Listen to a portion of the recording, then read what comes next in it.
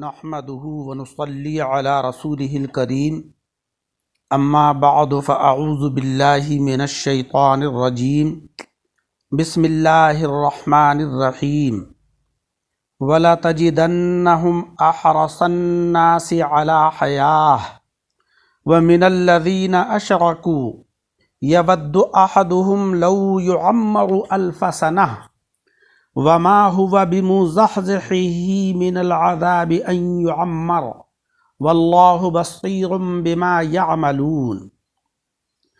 صدق اللہ العلی العظیم۔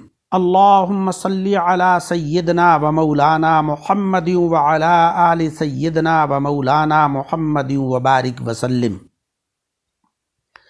حضرات کرام، آج کے درس قرآن میں سورہ بقرہ کی آیت نمبر 96 تلاوت کی ہے۔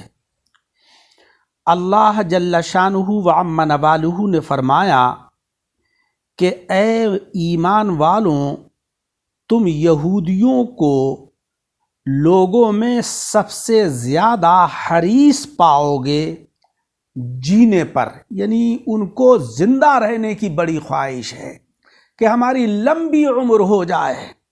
تو اللہ تبارک و تعالیٰ نے فرمایا کہ وَلَا تَجِدَنَّهُمْ، اور تم البتہ پاؤ گے ان کو، یعنی یہودیوں کو، احرص الناس، لوگوں میں سب سے زیادہ حریص، علی حیاۃ، جینے پر، وَمِنَ الَّذِينَ أَشْرَكُوا، اور ان سے جنہوں نے شرک کیا، یعنی مشرکین سے بھی زیادہ جینے پر حریص تم یہودیوں کو پاؤ گے۔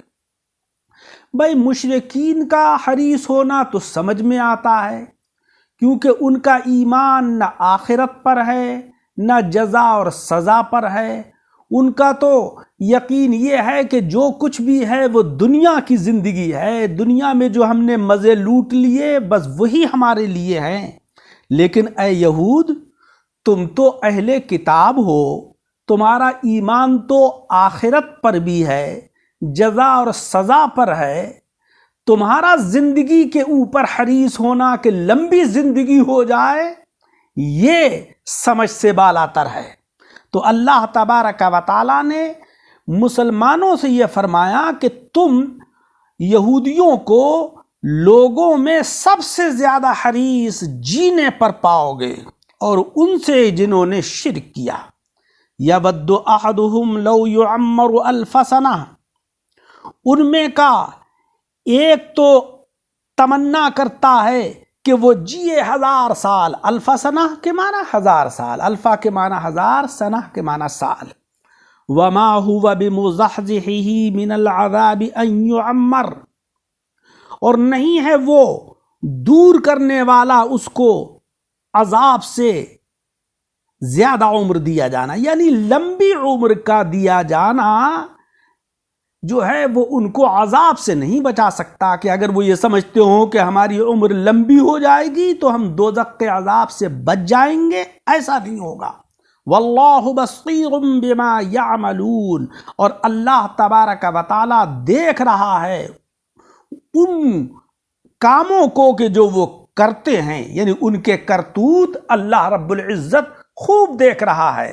مولا تبارک و تعالیٰ کے علم میں ان کی ساری حرکات اور ساری سکنات ہیں، وہ کیا کرتے ہیں روشنی میں اور کیا کام کرتے ہیں تاریکیوں میں۔ اللہ رب العزت نے ایمان والوں سے فرمایا کہ یہودیوں کا موت سے گھبرانا کسی نیک ارادے سے نہیں ہے کہ صاحب ہماری لمبی عمر ہو جائے گی تو ہم اللہ تبارک و تعالیٰ کے احکام کی پابندی کریں گے، نواہی سے بچیں گے، دنیا میں نیک کام کریں گے، زمین پر امن و امان قائم کریں گے، اس لیے لمبی عمر کی خواہش نہیں ہے۔ بلکہ اے ایمان والوں، تم تجربہ اور امتحان کر کے دیکھ لو تو ان کو زندگی کا بڑا حریص پاؤ گے کہ دنیا میں زندگی کے زیادہ خواہش مند تو مشرکین ہیں، کیونکہ وہ قیامت اور سزا اور جزا کو مانتے نہیں ہیں۔ وہ سمجھتے ہیں کہ اس زندگی کے بعد دوسری زندگی تو ہے نہیں، بلکہ اس کے بعد تو فنا ہی فنا ہے، ان کے لیے یہ دنیا ہی بہشت ہے۔ اگر وہ اس زندگی پر حریص ہو جائیں تب تو بجا ہے، لیکن یہ یہودی جو خود کو اہل کتاب کہتے ہیں، سزا اور جزا کا اقرار کرتے ہیں، جنت کو اپنی جائیداد مانتے ہیں، اپنے کو خدا کا بیٹا جانتے ہیں، ان مشرکین سے بھی زیادہ حریص ہیں، جس سے صاف معلوم ہو رہا ہے کہ انہیں آئندہ دوزخ نظر آ رہا ہے، اور ان کو اپنے کرتوت کی سزا کا پورا یقین ہے۔ ان کے حریص ہونے کی چند دلیلیں ہیں۔ ایک دلیل تو یہ ہے کہ ہر وقت عمر کی زیادتی کی فکر میں رہتے ہیں، مرض سے شفا حاصل کرنے کے لیے نہ یہ حرام دیکھتے ہیں نہ حلال دیکھتے ہیں، ان کو حرام اور حلال کوئی چیز بھی مل جائے اس کو وہ استعمال کر لیتے ہیں۔ بیماری میں ہر طبیب، ہر منتر پڑھنے والے، ہر جادوگر کے پاس پہنچ جاتے ہیں، جیسے کہ آج ہمارا معمول ہے کہ ذرا سی بھی کوئی پریشانی ہوئی تو کسی بیروپیے کے پاس پہنچ گئے کہ بھائی ہماری فال کھول کے دیکھو ہماری فال میں کیا کسی نے کچھ کرا تو نہیں دیا ہے، اگر کرا دیا ہے تو اس کا اتارا کر دو، اور اس میں وہ کافی دام بھی خرچ کرتے ہیں۔ حضرات اکرام، دنیاوی زندگی کے لیے اپنا دین اور اپنا ایمان برباد کر دیتے ہیں یہ یہودی۔ دنیاوی عیش کے لیے حرام و حلال جو ہے اس میں کوئی تمیز نہیں کرتے ہیں، بوڑھے ہو کر دانت گر جانے، بال سفید ہو جانے پر بھی آئندہ کی فکر جو ہے وہ نہیں کرتے کہ ہمارا آئندہ کیا ہوگا، میدان محشر میں اللہ کی بارگاہ میں ہمیں کیا جواب دینا ہوگا جب ہم سے پوچھا جائے گا کہ ہم نے نبی آخر الزماں جناب خاتم پیغمبراں صلی اللہ علیہ وسلم کو جلوہ گر فرمایا، تم ایمان کیوں نہیں لائے، قرآن عظیم کو تم نے کیوں نہیں مانا؟ ان یہودیوں کو اس کی کوئی فکر نہیں ہے، بلکہ دنیا میں پوری طرح سے مشغول رہتے ہیں اور عمر کی زیادتی کی تجویزیں کرتے رہتے ہیں۔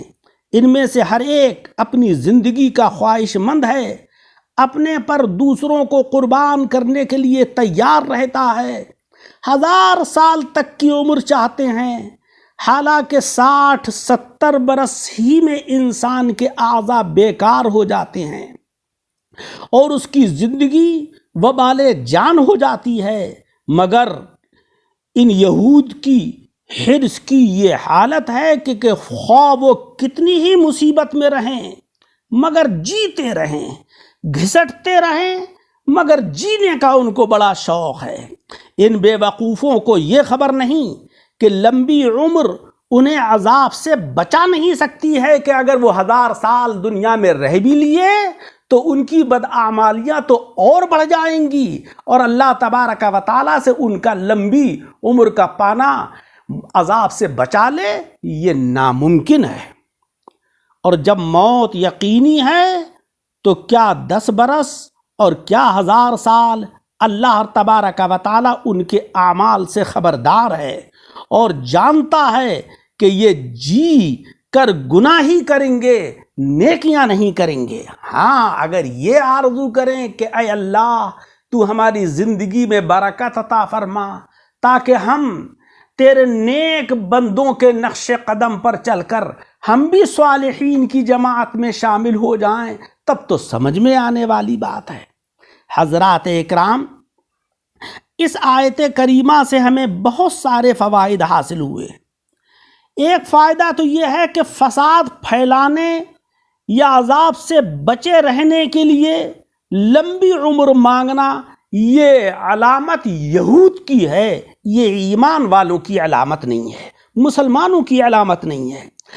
فساد پھیلانا روئے زمین پر از خود برا، اور پھر اس فساد برپا کرنے کے لیے جو ہے وہ لمبی عمر کی خواستگاری، یہ اور برا ہے۔ دوسرا فائدہ یہ ہے کہ زندگی کے لالچ میں دین کا لحاظ نہ رکھنا یہ بڑی بد نصیبی ہے۔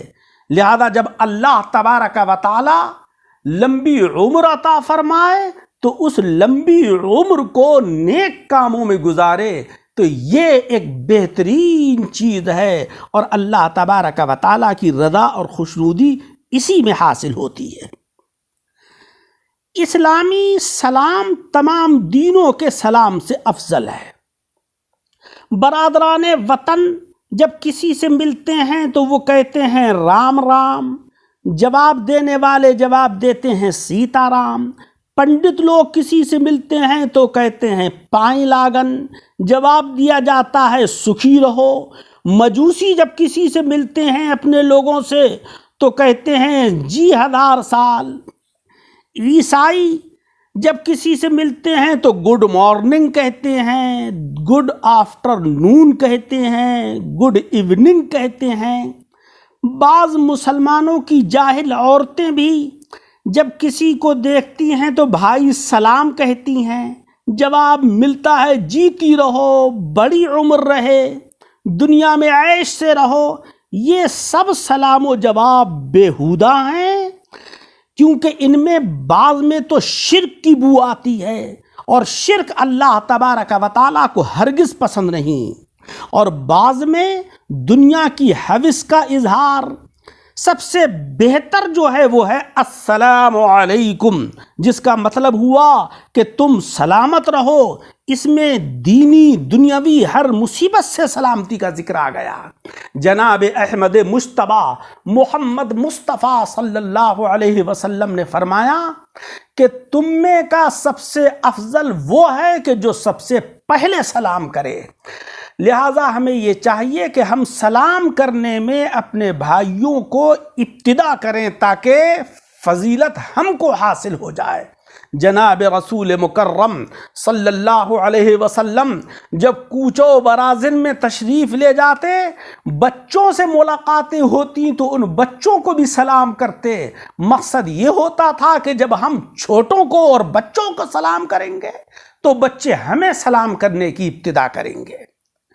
لہذا اللہ تبارک و تعالیٰ سے دعا ہے کہ مولا رب العزت ہم سب کو سلام کرنے کی، اور سلام کوئی کرے تو اس کو جواب دینے کی کوشش کرنا چاہیے، اور اللہ اس کی ہمیں توفیق عطا فرمائے۔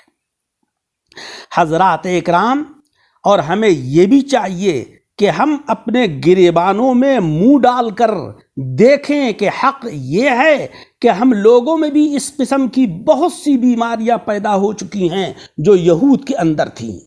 ہم میں سے بعض تو دنیا کی محبت میں یہودیوں سے بھی 4 نمبر آگے پہنچ چکے ہیں۔ ان کا حال یہ ہے کہ بچپن کی زندگی تو کالج میں گزری، جوانی دنیا کمانے میں ختم، بڑھاپے میں جب پینشن ہو گئی تو قدرت نے ان کو اللہ اللہ کرنے کا بہت اچھا موقع عطا فرمایا، لیکن اب بھی ان کو نہ نماز کی فکر ہے، نہ روزے کا ذکر، نہ زکوٰۃ کا کوئی ملال، نہ حج کا خیال۔ حضرات اکرام، یہ امور اسلام ایسے ہیں کہ اللہ تبارک و تعالیٰ کی بارگاہ میں ان کا ہمیں حساب دینا ہے۔ اگر ہم نے نمازیں چھوڑی ہیں تو اس کا جواب دینا ہوگا، مال ہوتے ہوئے زکوٰۃ ادا نہیں کی، حج نہیں کیا، غربا اور مساکین کی امداد نہیں کی، تو اللہ تبارک و تعالیٰ کے یہاں اس کا جواب دینا ہوگا۔ مولا رب العزت مجھے اور آپ سب حضرات کو قرآن عظیم کو پڑھنے، اس کو سمجھنے اور اس کے اوپر عمل کرنے کی توفیق عطا فرمائے۔ اس درس قرآن کو سن کر احباب پر شیئر کریں تاکہ اللہ کا یہ پیغام دور و دراز تک پہنچے، اور آپ کو بھی تبلیغ قرآن عظیم کا اجر و ثواب ملے۔ اور ہمارے چینل دعوت حق کو سبسکرائب کرنا ہرگز نہ بھولیں تاکہ دین کی خدمت میں اضافہ ہو۔ اللہ تبارک و تعالی عمل کی توفیق۔